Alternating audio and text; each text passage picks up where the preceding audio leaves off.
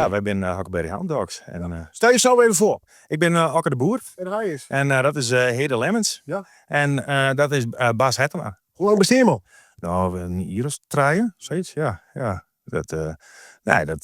Die is zo goed. We hebben vroeger met mijn Hede wel Lode Duitsland. En dat is dit eigenlijk een beetje op gebaseerd. Ja, maar hoe lang speel je al? Ja, Lans Kofke, ja. Ik was vaker geweest, maar bijvoorbeeld Highway 54 en Terzen naar Highway Patrol. Is je veteraan? Ja. Je bent ook zo'n veteraan, hè? Ja, ik ben heel oud. Ja. Valt daar, hè? Oké, dat is goed. Dank je. Hey, to get it grats, man. Ja, mooi hè? Van mijn oma gekregen. Serieus? Ja, serieus. Ja, heel blij mee. Sinds ben je echt bij hier Beppe hier? Nee, Beb heeft hem van mijn kracht, ja? En Beppe zei, maar even een knappe gitaar gaan. Misschien, god in het Fries. Kan je dan misschien wel goed spelen op een goede gitaar? Dus nee, ik heb hem van mijn oma gekregen. Helaas is ze er niet meer, maar ze heeft deze van me gekregen.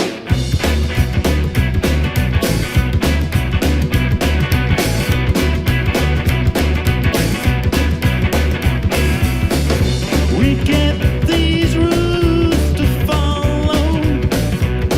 That and this, these and those. No one knows.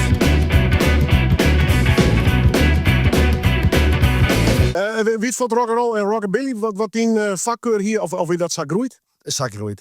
Ik leerde Akker kennen die een contrabas. Ik denk we met een rock'n'roll maatje. Ja toch? En waar had hij nou nog betocht? Ja. Ik vind hem fantastisch. Ja, wij hem zelfs net bedacht. Dat wie een van de studio in Skraat. En die had het bedacht. En we dachten nou dat dit was. Huckleberry Hound Dogs. You don't have to walk